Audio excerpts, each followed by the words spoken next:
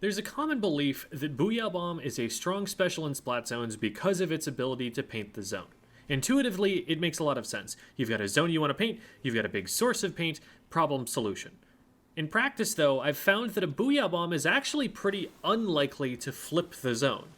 I figured the amount of time it took to rise into the air and throw the Booyah Bomb was so long that thinking purely in terms of paint output, it wasn't actually worth the amount of time you spend not painting the zone with your main weapon, and that it'd be better to just use that the whole time. After all, one short-range shooter next to the zone is easily able to prevent the zone from even neutralizing by painting into the Booyah Bomb when it lands.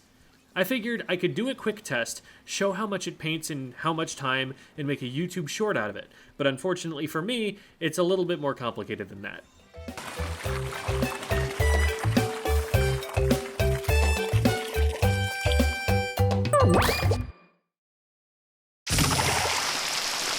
A team's painting power is pretty easy to see in splat zones, where it's not uncommon to end up in situations where all 4 players on both teams are trying to paint the zone at the same time.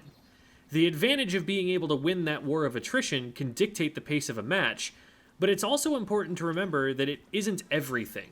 For one thing, splatting a player on the enemy team is immediately going to create a huge swing.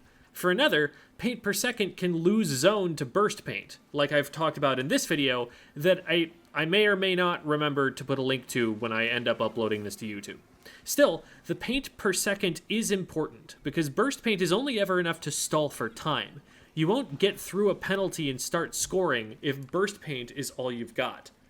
Also, trying to splat someone is risky, and during the time that you shift priorities from painting to attacking, you're going to start painting less and the zone is likelier to cap for the enemy team, increasing the risk even further.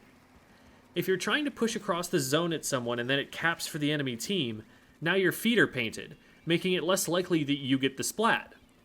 Every now and then, especially in a critical moment, it really does just come down to which team paints the most.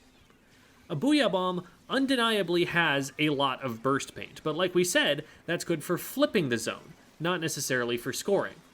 Before I went and looked into this video, I would have told you that burst paint is all that you can count on it for, and that you should focus on using it to either flip the zone in an emergency when you're already close, or ideally, use it to win a fight so you can get a real sustained advantage on the map that lets your team control the zone.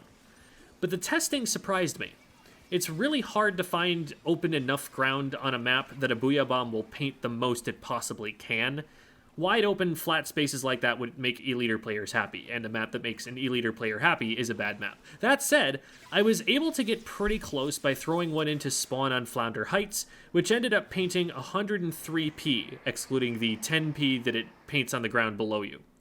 Now, the amount of time it takes to charge a Booyah Bomb is pretty important to consider in a game that moves this fast.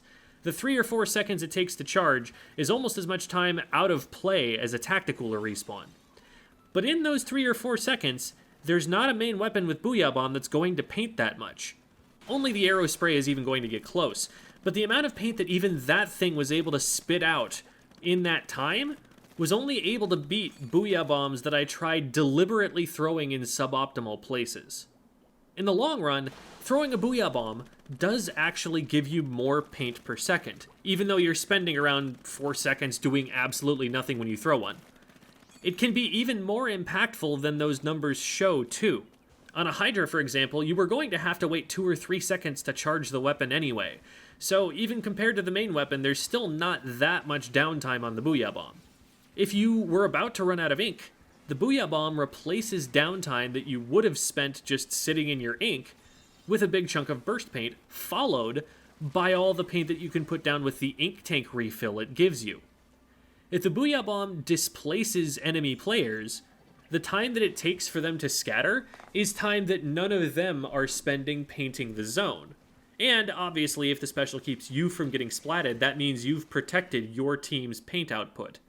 I do still maintain that Booyah Bomb should not be aimed primarily as a painting special, that its paint isn't overwhelming enough for that to be the only value you try to get from it. There's more to be had by throwing it to win a fight than throwing it just for burst paint on zone. But it does paint more than I gave it credit for.